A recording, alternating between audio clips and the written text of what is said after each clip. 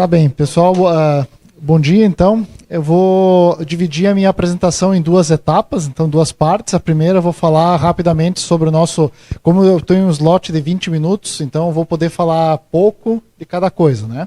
Então eu vou primeiramente fazer essa primeira parte da apresentação em que eu vou falar sobre o nosso laboratório, sobre a infraestrutura que a gente tem disponível lá na Universidade Federal do Pampa, campus Alegrete. E na segunda etapa, então, eu vou mostrar o trabalho, então, de uma aluna. Eu vou apresentar aqui, o trabalho já está bem mais avançado, né? Mas eu vou mostrar apenas uma parte bem inicial aqui e ao longo dos próximos eventos a gente pode ir mostrando, então, a evolução do trabalho que já foi desenvolvido lá no laboratório. Então, o nome do nosso laboratório é Laboratório de Eletromagnetismo, Microondas e Antenas, LEMA, e nós estamos na Universidade Federal do Pampa. Tá? O nosso laboratório é composto por 4 professores, então o professor Edson, que acabou de apresentar antes de mim, atua na área de microondas e antenas, o professor Eliezer, que atua na área de processamento de imagens, o professor Lucas, também na área de antenas, e eu, atualmente como líder do laboratório. O suporte técnico é dado por 2 colegas lá, técnicos em telecomunicações e em eletrônica. Nós temos o nosso corpo discente com 6 alunos de mestrado e 13 alunos de graduação. Vocês podem talvez estranhar que não haja doutorandos aí. É que o nosso programa de pós-graduação só tem mestrado. Estamos brigando lá, né, trabalhando para tentar abrirmos o doutorado lá também. Então, onde que fica a Unipampa, né? Nós estamos no Rio Grande do Sul, né? E a Universidade Federal do Pampa é uma universidade distribuída em 10 cidades lá na fronteira entre Brasil, Uruguai e Argentina, né? Então, Rio Grande do Sul, né? Estamos aqui nesses municípios marcados em branco, são as diferentes unidades da Unipampa. São unidades temáticas, né? Então, por exemplo, nós estamos em Alegrete, é a parte de tecnologia da Universidade Federal do Pampa. Então, Alegrete está aqui, né? Eu vou passar rapidamente aqui. Então, estamos bem próximos do Uruguai e da Argentina, mas é longe daqui, né? Por isso que o professor André comentou que nós tivemos uma longa viagem até aqui, 22 horas no total, né? Então nós temos, mas a volta vai ser bem melhor, a volta vai ser bem rápida, inclusive. Tá? Então nós temos aeroportos em Porto Alegre, Santa Maria e Uruguaiana, que ficam os mais próximos então de Alegrete. Quem quiser nos visitar pode acessar esses aeroportos aí. Aqui é uma vista aérea do nosso campus, então aqui a única coisa que eu quero chamar a atenção é que recentemente, agora fim do ano passado, nós fomos contemplados com um projeto bem grande da FINEP para a construção de um centro de caracterização eletromagnética. Então foram um pouco menos de 15 milhões que a gente recebeu, né? E esse prédio vai estar localizado então dentro do nosso campus. Aqui nós vamos ter infraestrutura para caracterização eletromagnética, então laboratório para medida de componentes eletrônicos, dispositivos, uma câmara anecoica para medida de antenas, né, com posicionador e tudo mais. Sala para alunos e sala para professores também. Então vai ser uma infraestrutura bem interessante. Então, o nosso laboratório tem uma parte que é o espaço para projeto e simulação, né, onde a gente basicamente faz análise computacional com os modelos eletromagnéticos, né. Nós temos 16 espaços de trabalho com computadores. E nós temos, então, depois a outra parte que é mais laboratório multiusuário, então, que tem os equipamentos de fabricação dos protótipos, né, para soldagem, forno de refusão, microscópio para inspeção dos circuitos, que está aqui no canto, e a parte dos analisadores de rede e de espectro, né. Recentemente a gente ampliou a nossa capacidade para medição até 44 GHz. Então a gente consegue fazer medidas, incluindo figura de ruído também, que não é uma coisa muito comum, né? Nós temos essa capacidade lá e não aparece na foto. Nós temos uma prototipadora de circuito impresso de alta precisão e ampla área de prototipação também, que foi adquirida recentemente. Tá? Então a ideia é que que a gente tem a capacidade de trabalhar em, já começando ondas milimétricas também, tá? Então, as frequências de 5G. A nossa parte computacional, então nós temos licenças de simulador eletromagnético, né? Essa última licença de PID foi inclusive comprada com recurso do INCT, né? Que nos permite projetos com empresas também, né? Nós temos 2 servidores, não, aqui eu botei um a mais, eu acho. Um servidor com 2 processadores. Nós temos 4 workstations, então, que nós usamos para fazer as simulações eletromagnéticas, né? As 2 mais recentes, então uma com 384 GB e a outra com 512 GB de RAM. Então a gente precisa de poder de processamento e bastante memória para poder trabalhar. Nossos equipamentos, então, prototipadoras de circuito impresso, forno de refusão, microscópio externo, analisadores de espectro, de rede, medidor de figura de ruído, gerador vetorial de sinais até 6 GB. Então, o pessoal aqui que trabalha com sinais, né, a gente consegue programar o sinal em MATLAB, né, e fazer o gerador gerar esses sinais, então, com frequência máxima de 6 GHz. E, por fim, então, as câmaras anecoicas que a gente tem, no momento, são pequenas, né, a gente vai comprar uma nova, mais, vamos dizer assim, profissional, né. Essas aqui fomos nós que montamos, com doação de absorvedores que a gente recebeu de outra instituição, mas elas funcionam bem também, né? Mas agora a gente vai expandir e ter uma infraestrutura maior. Então aqui a gente tem a câmara anecoica de campo próximo, né? Ou seja, a antena transmissora e a receptora estão quer dizer, essa é a transmissora e essa é a receptora, estão próximos um do outro. E aqui é de campo distante, onde a gente tem uma distância de mais ou menos 6 a 7 metros entre a antena em teste e a outra antena. Tá? Alguns dos nossos projetos, protótipos, né? Então a gente tem vários projetos de antenas. Então eu sei que o pessoal do LESC, aqui o Jarbas, trabalha com nanosat e tal, a gente já teve uma interação no passado, né? Então a gente tem algumas maquetes de nanosatélites também. Então a nossa primeira versão está aqui, né? Então antenas em UHF e em banda S, né? E temos antenas também compactas aqui que a gente projetou no passado também para serem integradas. E temos parte de circuitos de micro-ondas, né? Então o professor Edson já apresentou aqui esse divisor aqui, né? A estrutura anterior. E outros tipos de divisores, circuitos passivos e micro-ondas que a gente tem, então, desenvolvido ao longo do tempo. Tá? Então, esse é um rápido apanhado. Se alguém tiver uma pergunta, eu vou pedir que faça depois, né, quando eu terminar a minha apresentação seguinte. Pode colocar outra, por favor. Tá.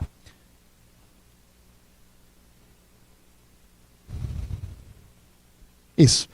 Então, vou tentar falar, em função do tempo, eu não vou poder apresentar tudo o que eu gostaria. Eu vou apresentar uma parte introdutória sobre uma antena que a gente começou a projetar para SAR aerotransportado.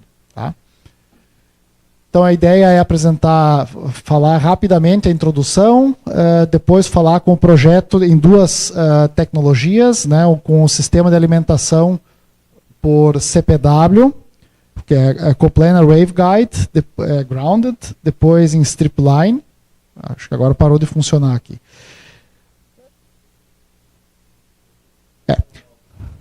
Tá. Bom, então eu vou começar falando sobre a estrutura, né? O que é o sensoriamento remoto? É uma técnica de observação de alvos distantes, né, do determinado sensor. Então ele é muito usado para aplicações de mapeamento de regiões, catástrofes ambientais, alertas de desastres, entre outros. Então a gente vê na imagem aqui, né, que existem algumas possibilidades, né? Então a gente precisa ter uma energia, uma fonte de energia e um sensor que recebe essa energia. Então aqui está claramente mostrado que a fonte de energia, por exemplo, é o Sol. Esse é o caso dos sistemas SAR que usam, dos sistemas de ressensoriamento remoto que usam a parte óptica, né?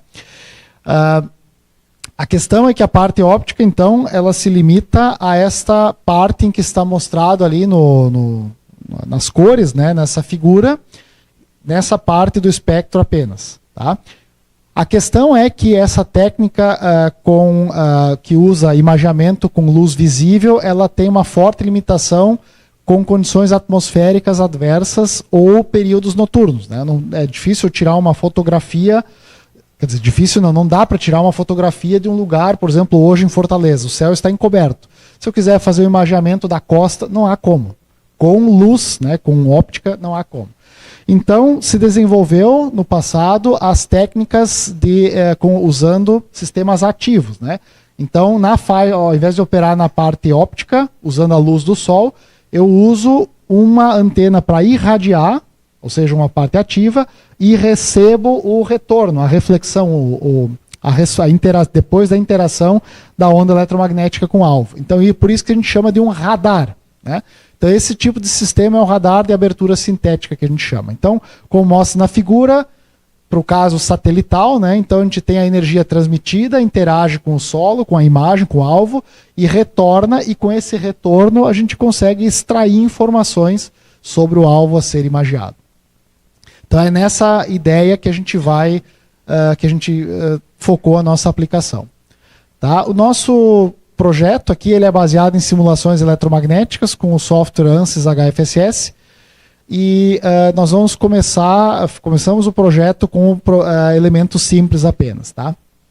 A ideia era fazer uma estrutura compacta justamente para ser possível de integrar em uma estrutura de pequeno porte, um vante de pequeno porte ou um drone.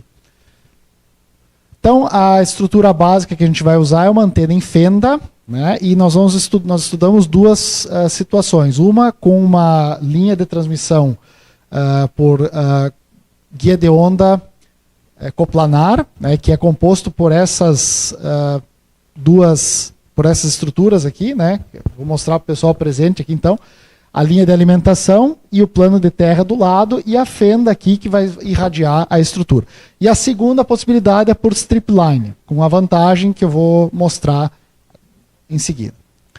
Então, o projeto da fenda é baseado numa fenda de lambda sobre 2, né, meio comprimento de onda guiado. Então, a gente usa o comprimento de onda guiado de uma slot line, né, que modela mais ou menos a fenda. Então, o comprimento dela é da ordem de 19,4 milímetros aproximadamente. A estrutura, então, que a gente tem para começar com a CPW, é essa que está mostrada aqui. A gente usa duas camadas de elétricas, então, e uma cola, uma estrutura para uma camada de cola no meio, né? E ali em cima está a parte da fenda, mostrada em cinza, né? E a linha de alimentação mostrada em laranja ali. Aqueles círculos brancos são vias metálicas, né? Que servem para blindagem eletromagnética, ou seja, para confinar a onda e só deixar a estrutura através daquela fenda eletromagnética que está mostrada aqui em cinza na estrutura. Então ali é a antena, né? E o restante é todo o sistema de alimentação dessa antena. Tá? Então as dimensões máximas que a gente previu, né, as laterais 50 por 50 milímetros. Então uma anteninha pequena. Bom, então aqui são fotos do modelo eletromagnético usado, né? Então, na figura 7, então, a vista em perspectiva, e depois a vista superior, ali na figura 8A, a vista inferior, figura 8B, e as outras vistas que não são tão interessantes, né? Depois nós temos a segunda possibilidade, a segunda possível estrutura que a gente avaliou, que é em strip line. Então, nesse caso, a linha de alimentação está confinada dentro da estrutura.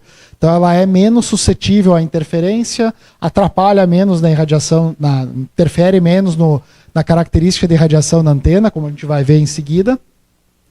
Tá? Então, essa aqui mostra só o laminado inferior, aqui na figura 9, e o laminado superior ali na figura 10. Tá? Aqui é uma vista explodida da estrutura, né, em que a gente vê o laminado de cima, o laminado de baixo, e ali em preto a cola, o laminado de cola que a gente usou ali no meio também. Tá? Então aqui vista superior, inferior e outras vistas.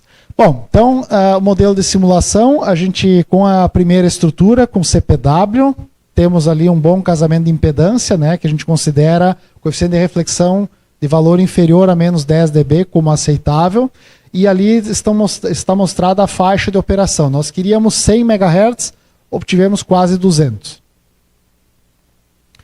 E os diagramas de irradiação da estrutura. Aqui eu quero chamar a atenção, né? O que são essas duas curvas aqui? Em vermelho é a polarização principal, ou seja, aquela que eu quero irradiar, é uma polarização linear. E em azul é aquilo que eu quero evitar de irradiar, que é a polarização cruzada. Não basta só eu querer, a estrutura tem que responder assim, né? Então ela responde, ela irradia, então a polarização principal é cruzada sempre. Então, no caso de SAR, em que eu quero trabalhar com polarimetria, né? Eu quero irradiar uma polarização e olhar o que chega na mesma polarização e na sua ortogonal, é importante que eu irradie apenas a polarização principal. Claro que na prática isso é impossível. Então, um mínimo de polarização cruzada eu sempre vou ter. Então, a ideia desse projeto é tentar minimizar isso. E a gente vê aqui à esquerda, na figura 15, que quando eu tenho alimentação por CPW, a polarização cruzada, essa curva em azul, é relativamente elevada. No plano H. No plano E ela é baixa, mas no plano H ela atrapalha. A gente tentou modificar um pouco a alimentação em CPW, então aqui à esquerda a gente encolheu, a CPW não vai até a fenda, vai até o início ali da cavidade só, né? E a polarização cruzada diminuiu, mas ela ainda continuou para nós muito elevada. Tá? Aí aqui, com a antena em strip line, a gente conseguiu uma faixa de operação também aceitável, né? Nós queríamos 100 MHz, conseguimos 160, então temos bastante folga, né? E os diagramas de irradiação aqui que eu quero chamar a atenção, né? Com uma polarização cruzada, essa parte em azul ali, bem inferior ao outro sistema de alimentação. Tá? Não o projeto da aluna foi executado então usando essa estrutura e nós já temos inclusive também, que eu não vou ter tempo para mostrar aqui, né, o protótipo da antena com dupla polarização, com alta isolação entre as polarizações. Então eu consigo irradiar vertical e captar relativamente isolada da horizontal e receber de volta a resposta horizontal e vertical, e irradiar vertical e receber de volta horizontal e vertical também, tudo altamente isolado, ou seja, bem descorrelacionado. Então, irradio vertical, tem uma resposta, irradio horizontal, tem outra resposta isolada, uma polarização da outra. Então, o que eu queria comentar, né, é que nós fizemos a comparação entre as duas topologias através de simulação. Decidimos, então, em função dos excelentes resultados gerados com a alimentação por strip line, nessa antena em fenda, usar essa antena para os projetos futuros, né? E apesar de o modelo em strip line apresentar maior dificuldade de construção, porque a gente precisa colar a estrutura, né? A CPW é só prototipar e acabou, né? Botar na máquina lá e tirar. Ela apresenta vantagens significativas em termos de desempenho, né? Então, por isso que a gente optou por fazer esta antena aí, tá? Então, o que eu tinha para apresentar em função do meu tempo disponível era isso. Eu agradeço a atenção de todos e fico à disposição para as perguntas. Muito obrigado.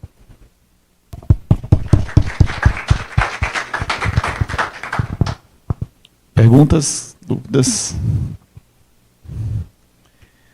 Eu perdi uma parte da sua apresentação. Essa antena, é uma antena ou vocês vão fazer uma rede de antenas desse tipo? Assim, Nossa, aqui na apresentação eu apresentei só uma antena, mas nós temos uma rede já. Com 4 fendas numa configuração 2x2. Então a gente tem 2 fendas nesse sentido e 2 nesse sentido. Então uma para irradiar duas para irradiarem uma polarização e as outras 2 para irradiarem outra polarização. E a gente usou 2 fendas justamente para tentar reduzir ainda mais a polarização cruzada. Então são 4, porque cada uma tem 2 polarizações, né? Então o número total de canais aí seriam... 2. 2. Tá. Um canal para polarização vertical e outro canal para polarização horizontal. Porque a gente fez o divisor de potência para unir 2 fendas e 2 fendas. Então nós temos 2 saídas só. Certo. E aí, o que é que se projeta para embarcar essa antena em algum tipo de... que é SAR, né? Então Sim. deve ter talvez alguma ideia mais para frente? Nós pensamos naquele mesmo VANT que o Edson apresentou. Então por isso que a gente fez de pequeno porte. Né? E aí como ele não voa alto, né? Ele voa mais baixo, então a potência também a ser usada é reduzida. Se tivéssemos que usar assim satelital, né? Então a potência tem que ser bem maior. Aí a gente tem que mudar o projeto para aguentar a potência necessária em um satélite. E a aplicação, né, que no caso do Edson era o mapeamento da agricultura. Então teria uma antena de rádio e uma antena, a ideia seria trabalhar com SAR também, com imageamento. Isso. Além de sinais... Existe possibilidade de embarcar câmera, né? Mas câmera, aí a questão que eu falei, a parte ótica, depende do tempo, uma série de coisas, né? O período noturno não dá para fazer. Aqui independe do tempo e do período noturno também. Entendi. Interessante. Sim, já. Parabéns pelo trabalho, né? Obrigado. Mas como é que você é prototipado? É em FR4, fibra de vidro? Não, nós temos um laminado de micro-ondas mesmo. RO... Aí você prototipa lá no seu laboratório mesmo, manda fazer? Sim, não, a gente prototipa lá. Tem LPKF, é? Nós temos duas LPKFs lá, mas nós estamos investindo mais numa empresa nacional. A gente tem a TTP, que é lá de Porto Alegre. Então a gente fabrica direto com ela lá, né? Não, nós temos a prototipadora deles. Tá. Então nós compramos duas prototipadoras deles, uma de grande porte, inclusive, com uma precisão bem elevada. Essa empresa faz também para circuito impresso? Ou é só para antenas? Não, isso aqui é tecnologia de circuito impresso. Né? Então a gente pega uma placa de um laminado de micro-ondas, né? Por exemplo, pode ser FR4, as placas de FR4 a gente faz tudo igual. Né? Isso aqui a gente faz como se fosse um circuito eletrônico. Só que a gente desenha o circuito para funcionar como antena, vamos dizer assim. Depois queria ver contigo, porque usar LPKF é caríssimo, manutenção é cara, né? Sim. Então ter uma empresa nacional e apoiar também a indústria interesse demais. Por isso que nós optamos por começar a ver o material com essa empresa. Então nós compramos uma prototipadora pequena, primeiro, né? E depois isso, para ensino de graduação, mas ela já tem uma precisão bem legal, assim, para projetos que não demandem uma frequência muito elevada. E aí depois o professor Edson fez uma especificação de uma máquina e eles construíram a máquina que a gente especificou. E no caso, como é stripline, como é que vocês fazem a prensagem do material interno? Ou eles fazem isso para vocês? Não, nós construímos tudo, eles só nos venderam a máquina, né? Então a gente prototipa as duas camadas, depois a gente... isso é um pouco artesanal, a gente tem que melhorar o nosso processo. Porque a LPKF tem uma máquina dessa que prensa, né? A gente tem aqui uma dessa aqui. E ela funciona bem? Olha, assim, a gente já fez placa com elas de até 4 camadas. Funcionou e tudo, mas o homem-hora que você gasta é tão grande, você manda fazer em São Paulo, chega com 3 dias, é mais barato. E o acabamento é melhor. Então, assim, praticamente ficou em desuso. Eu costumo dizer que a LPKF é assim. Quem quer, não pode. E quem pode, não quer. Quem quer usar é aluno. E não dá, porque se a gente abrir para aluno aqui, é porque ninguém tem como bancar o material que eles usam, manutenção, né?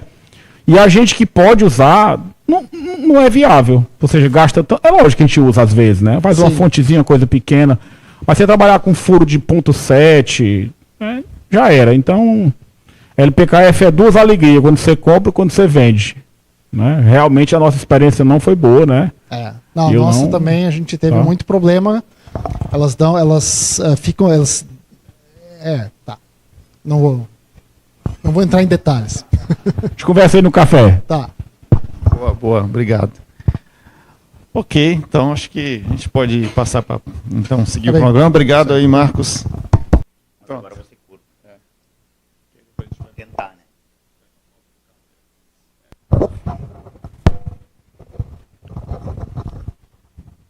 Essa apresentação aí, André, foi porque você comentou sobre a Reflector Array. E aí eu disse, não, então eu vou propor mais uma apresentação para atender aí o teu pedido. Então, eu novamente aqui, vou tentar ser bem rápido agora. Vou falar um pouquinho mais de outra linha que a gente trabalha no laboratório, que é projeto de redes refletoras. Nessa apresentação em banda X. Tá? Meu doutorado foi na parte de modelagem eletromagnética, mais formulação, né? Modelagem do problema, e aqui a gente usa mais a ferramenta. Por quê? Porque, como eu falei anteriormente, a gente trabalha mais com alunos de graduação, então colocar eles modelar um problema em nível de graduação complexo não sairia do chão praticamente. Então a gente utiliza mais ferramentas comerciais para dar uma base. Eles têm a base teórica e eu utilizo ferramentas comerciais para fazer análise eletromagnética ao invés de modelar e simular. Pode passar, por favor. Ele funciona? Ah, sim.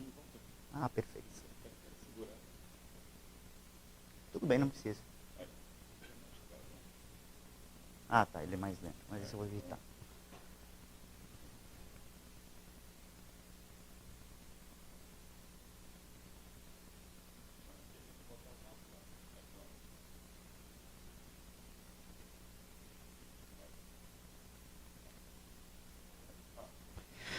Aqui um breve sumário que contém na apresentação, então vou fazer uma breve introdução, falar um pouquinho dos espalhadores, alimentador, rede refletor e considerações finais. Então, falar um pouquinho sobre sensoriamento remoto, né? Então, um dos projetos aí, talvez mais citados na literatura, é um projeto da NASA, né?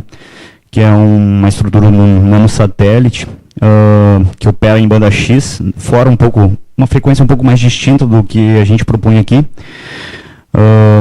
Então a gente consegue ver na imagem acima o nanosatélite, onde a rede refletora ela é conformada sobre a estrutura do nanosatélite no momento do lançamento, e após chegar em órbita, então aquela estrutura que está acima, deixa eu ver se consigo apontar aqui, vamos usar o outro, não funciona, vou usar aqui em cima.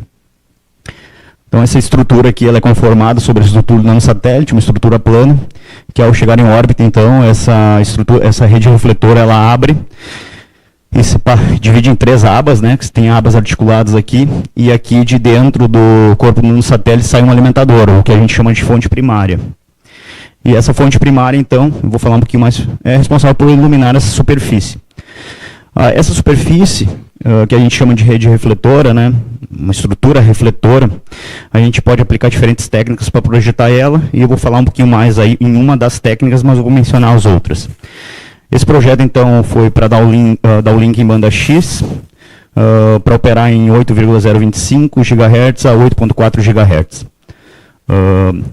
Então, quais são os requisitos? Antenas circularmente polarizadas, com alto ganho, facilidade de construção. Como uma estrutura plana, a gente pode, e utiliza laminados de micro-ondas, a gente pode utilizar uma prototipadora de precisão, como o professor Marcos comentou, mesmo princípio de construção. Facilidade de integração ao corpo do nanosatélite e baixo perfil aerodinâmico. São algumas vantagens aí desse tipo de antena em comparação com as parabólicas clássicas, ou malháveis e redes de antenas em microfita. A principal vantagem que eu posso dizer aqui é essa facilidade de expandir essa aba com aba articuladas a abertura. Você consegue aumentar a abertura após estar em órbita. Então, através daquelas abas articuladas, você consegue aumentar a abertura e, consequentemente, o ganho. Então, seria a principal vantagem de rede refletora em relação à antena de rede de antenas de microfita. Por exemplo, se fosse uma rede de antenas de microfita, a máxima abertura, o maior tamanho da rede seria a face do nanosatélite, né? Mais que isso a gente não consegue expandir, porque ela tem que ficar sobre a superfície, né? A rede refletora não, você consegue expandir ela com aquelas 2 abas articuladas que você tem aqui. Então, por exemplo, essa aba é dobrada também. Ao chegar lá, ela abre, então você consegue aumentar muito a abertura, transformar uma abertura muito maior e, consequentemente, num ganho maior, tá?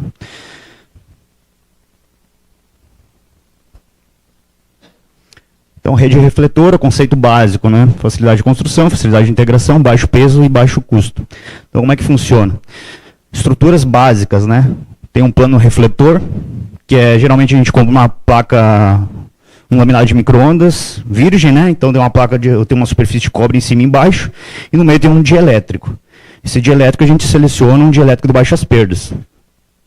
Até foi mencionado a FR4, nessa faixa de frequência não tem como utilizar, né? As perdas são elevadas, a tangente de perda é 0,02, então acaba reduzindo a eficiência da minha antena drasticamente, tá? Devido às perdas inseridas no dielétrico. Então a gente acaba optando por alguns outros laminados nessa faixa, por exemplo o Roger, que tem uma tangente de perdas bem mais baixa, tá? E aí tem que selecionar dentro da Roger tem uma gama de laminados e a gente tem que escolher o melhor para aplicações espaciais.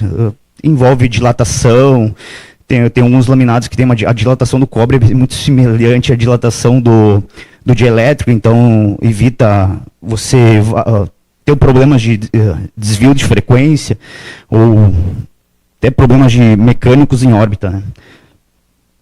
Então o princípio é ter um alimentador, é uma fonte primária, ela deve irradiar uma onda eletromagnética sobre essa abertura. Automaticamente aqui ao campo eletromagnético incidir sobre essa estrutura, que a ideia é projetar. E aí, consequentemente, com essas estruturas, você determina a distribuição de fase ao longo da abertura. Então, o que acontece? Nosso cálculo, depois eu vou falar mais para frente, a gente utiliza a técnica de raios, né? Então, a gente determina a fase incidente em cada uma dessas metalizações impressas, e aí a gente vê a fase que incide, a fase que a gente deseja, e aí, consequentemente, a gente ajusta pela fase introduzida no elemento, né? Então, a gente consegue direcionar o feixe dentro de uma determinada região de interesse, claro, dentro com as suas limitações físicas, né? Essa antena primária, nesse caso de ilustração, é uma antena corneta, mas ela pode ser em tecnologia de microfita também, como o pessoal ali da NASA utilizou, do grupo ali que fez aquele projeto. É uma rede de antenas de microfita e a gente também propõe aqui uma rede de antenas de microfita. Bem pequena, 2x2. Pode ser maior dependendo do tamanho da abertura que a gente deseja iluminar. No projeto da NASA foi uma rede de 2x4. Só uma observação aí. Deixa eu ver se tem uma imagem. Essa rede aqui foi uma rede 2x4. Por quê? Porque aqui ela é mais estreita do que aberta. Então aqui tu tem que ter um diagrama menos diretivo nesse plano e aqui mais diretivo. No plano mais diretivo, mais elementos ao longo daquele eixo na fonte primária. Então, por isso que aqui, como aqui é mais estreito, mais diretivo, aqui temos nessa linha, nessa orientação, 4 elementos. Aqui é mais aberto, menos elementos, então nesse eixo temos 2 elementos apenas. Então, esse alimentador deles é 4x2. Isso porque está associado ao tamanho dessa estrutura espalhadora.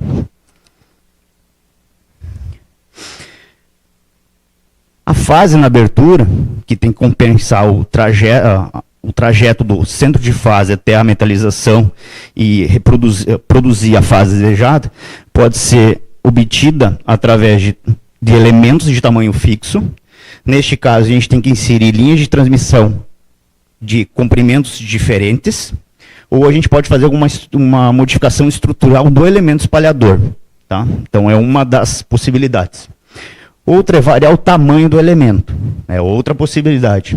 A gente pode aplicar a rotação dos elementos e aí ter um último aqui que é reconfigurável. Caso a gente deseja ter uma estrutura, uma rede refletora reconfigurável, uma superfície inteligente reconfigurável, então, inteligente, óbvio, vai ser reconfigurável. Então aqui eu vou falar um pouquinho do projeto em si. Nós utilizamos então as HFSS para modelar a minha estrutura. A frequência central desse projeto é 8.2 GHz, laminado da Rogers, RO4003C. O elemento que nós optamos aqui foi de polos impressos com tamanhos variados. Então a gente acaba mudando o comprimento desses dipolos aqui. Tá? Então nós temos dipolos verticais e horizontais. Nessa técnica, ela considera a técnica no HFSS, que é aplicada nessa análise, é a técnica de Floquet. A técnica de Floquet considera que, ao montarmos uma estrutura desse tipo, isso aqui se chama célula, né? A gente tem uma célula. Essa célula, ao configurarmos a estrutura como Floquet e analisar por Floquet, ela considera que existe uma rede infinita de células idênticas periodicamente espaçadas. Então, pro simulador é como se aqui tivesse outras células, outras células, uma rede infinita. Então a técnica de Floquet basicamente é essa a ideia. Para que isto? Para poder considerar o acoplamento mútuo entre os elementos. Porque a gente também consegue extrair fase. Eu fiz isso aí durante o meu doutorado. Eu modelei um elemento apenas, incidi um campo e também extraí uma fase. Só que acontece, quando a gente comparava essa fase extraída, mudando o comprimento do elemento, a gente tinha uma curva deslocada em frequência quando comparado na presença de células vizinhas. Então, ou seja, o acoplamento mútuo bagunçava no deslocamento da curva de fase em frequência. Então, basicamente, a ideia de Floquet é tentar aproximar o efeito do acoplamento mútuo sobre o elemento, de tal forma tentar deixar o mais próximo possível aí de uma curva realística. Com base nisso, toda a ideia do projeto de redes refletoras a gente falou que é projetar a fase ao longo da abertura. Para projetar a fase ao longo da abertura, a gente vai mudar o comprimento desses elementos que estão aí. Para mudar o comprimento, a gente tem que ter como esse elemento se comporta em fase à medida que eu mudo o comprimento, o que resulta o que a gente chama de curva de fase. Então, quando a gente faz análise de Floquet, a gente extrai uma curva de fase daquela célula em função do comprimento. Então, X é comprimento nesse caso aqui, desse dipolo impresso, comprimento dele, a resposta em função da comprimento versus fase, né? Então, a gente consegue saber, se eu colocar um elemento com esse comprimento, eu vou ter naquela região da minha rede refletora uma resposta de fase X. E aí, com isso, eu consigo calcular todos os tamanhos ao longo de toda a abertura para uma determinada fonte. Tá? Então, essa incidência aqui no gráfico mostra uma incidência normal, mas pode a gente ter também uma incidência oblíqua, de tal forma depois extrair a curva de fase. A gente já fez várias análises, isso depende da sensibilidade. Qual é a curva de fase? A gente pode ter diferentes curvas de fase para incidência normal, oblíqua. Isso depende muito da sensibilidade do elemento, à medida que eu faço essa análise. Muitas vezes não muda significativamente.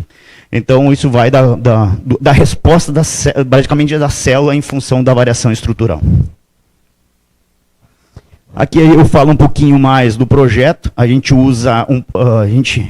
projeta a rede refletora para ficar numa face, né, de um CubeSat 8U. Então, um U é um cubo de 10 centímetros de aresta. Nesse caso, nós temos um cubo de 20 centímetros de aresta, 8U. E aí, dentro dessa análise,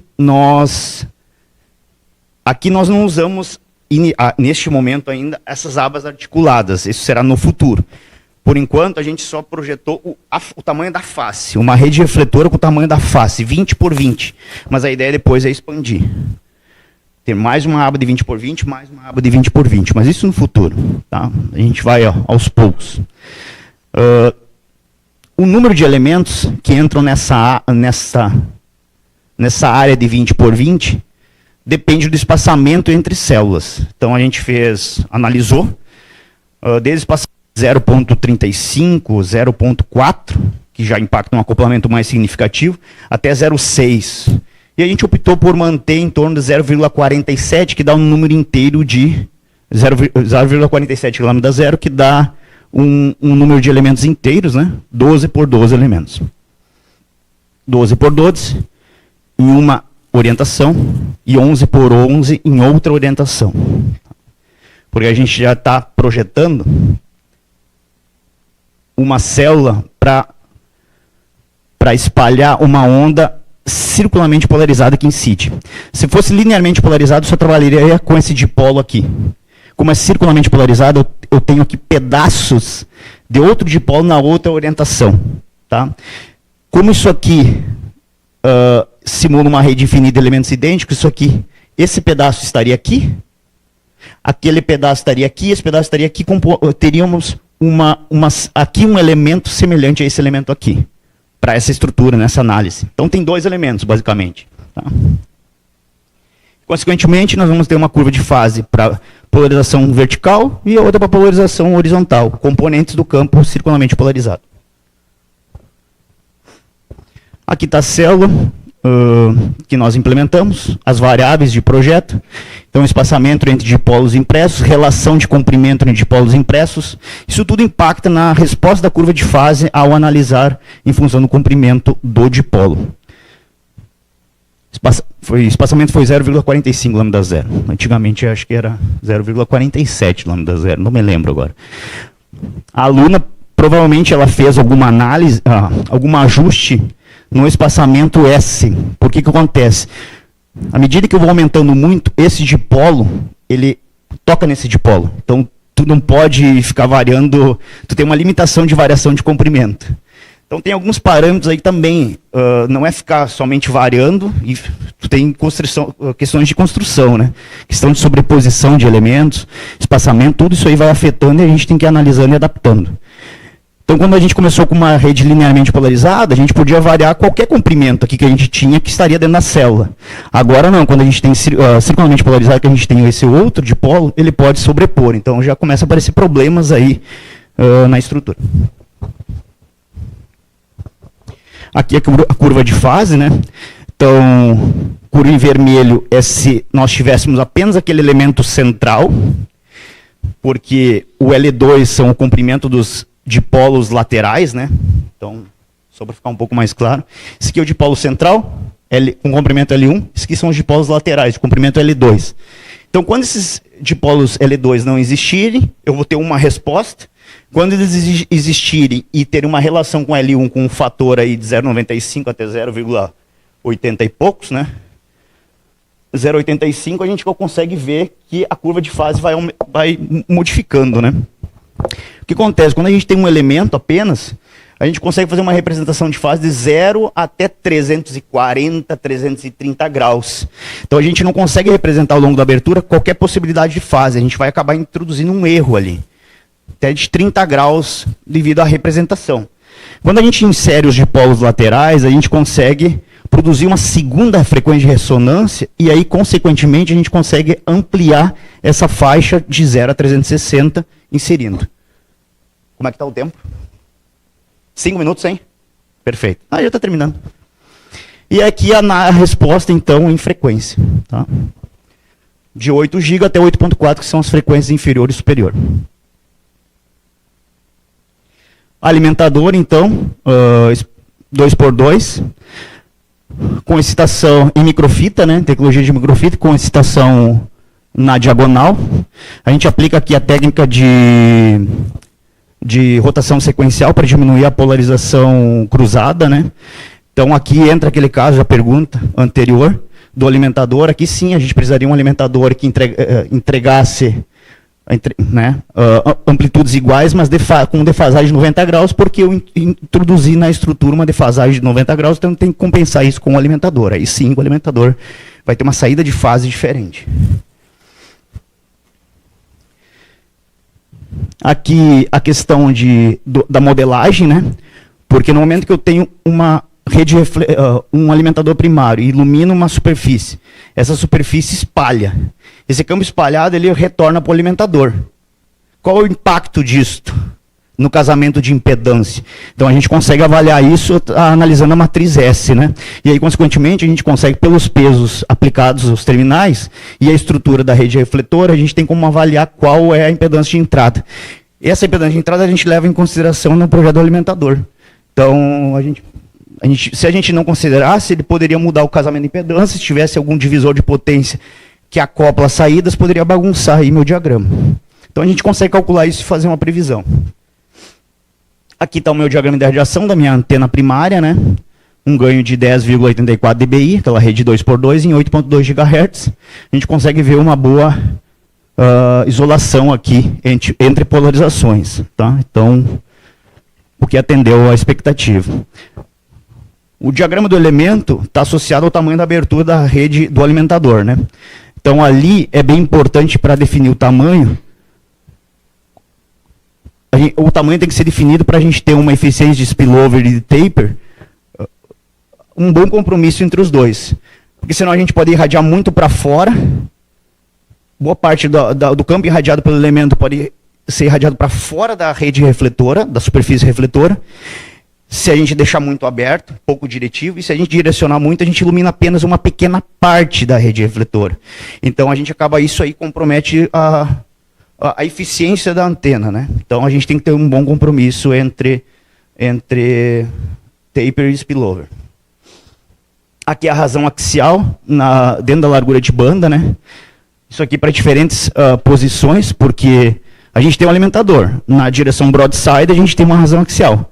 Mas o campo que incide nas bordas, o reflector array, tem outra razão axial. Então a gente também tem que fazer essa avaliação.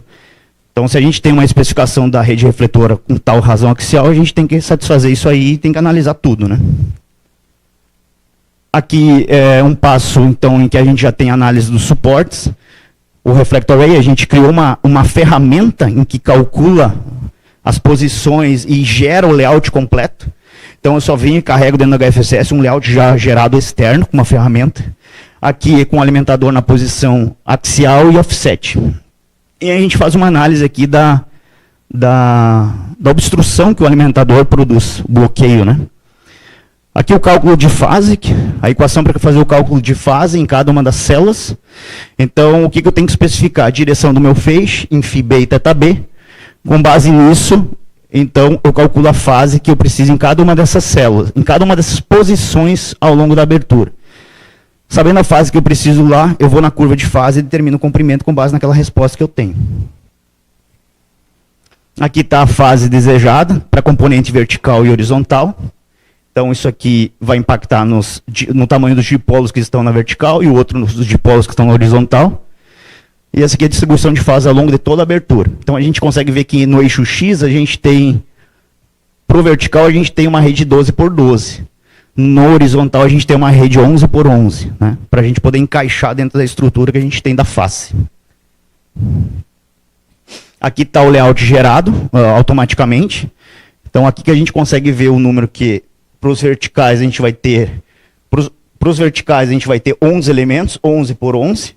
E nos horizontais a gente vai ter 12 por 12, né, para a gente poder encaixar e contribuir com o espalhamento nas duas componentes da onda circularmente polarizada que já vem incide sobre essa superfície. Então se a gente decompor esse campo que está incidindo, a gente tem uma componente vertical e uma horizontal. A gente vai pegar essas componentes e vai espalhar elas, né? Então como o campo já vai incidir defasado pelo alimentador, a gente só tem que corrigir isso, a posição diferente ao longo da abertura, por exemplo, deste elemento e deste, compensar tudo isso e projetar. Aqui tem os diagramas para um alimentador axial, sem suporte, 20,46 dBIC. Os dois planos de corte, né? Para polarização RHCP e LHCP. E aqui, alimentador axial com suporte. Tá? Então a gente vê que o suporte teve um bloqueio aí. Outro ponto interessante é a gente ver o nível dos lóbulos secundários. Eles estão bem intensos aqui. Em torno de 11, 12 dB abaixo do máximo. A gente vai ver que no offset esses lóbulos são menores.